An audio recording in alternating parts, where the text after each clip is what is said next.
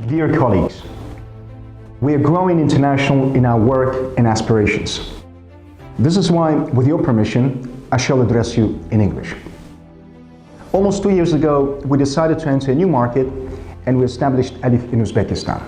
However, we understand that Alif has just embarked on a long journey of innovation and growth. And many processes are being tested and implemented even today. So this is just the beginning. In our short but very adventurous history, we've managed to attract and retain the best talent in 2 countries.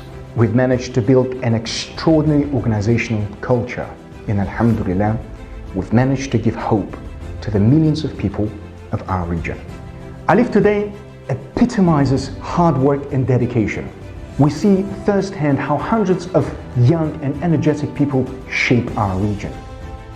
The level of integrity and commitment to serve the underserved inspires and impresses us every single day. The truth is that as a region, we are falling behind the rest of the developed world. And to us, Alif is the light that is penetrating very thick and dark fog of inefficient and ineffective practices in the public and private sectors. Let me remind you, dear colleagues, that we chose to be where we are today. And it was crystal clear from the very beginning that the road ahead shall be bumpy and uneven. However, we are fortunate to have a diverse community of leaders whom we appreciate and learn from. Our leaders have different levels of responsibility at Alif, but their devotion and love to our mission are unmatched. Many of them are still studying, and some of them choose to drop out of higher education to pursue their dreams with us. Very often, it is hard to fairly gauge the contribution which makes Alif a truly exemplary community of professionals today. I believe no KPI metrics can even slightly do justice to the level of their effectiveness and performance, as they simply set out to make our world a better place. We believe that our leaders, they are fixated on the goal, not the credit. They are steadfast and resourceful. They constantly seek feedback to improve themselves. They serve others with love and care. And most of all, they're straight. They're straight like Alif. Dear colleagues, together we pulled through one of the hardest years in recorded history. Most of us got sick, but we cared for one another. We moved to remote work and then got back to office again. And then we realized that our work habits drastically changed within only 1 single year. Some of us lost our loved ones. And I believe that most of us are blessed, still blessed, to hold the hands of our parents and grandparents today.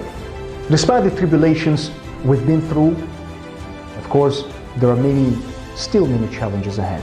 Let me share with you some of the work we've been doing in Uzbekistan and where we are going as the leading fintech player in the region.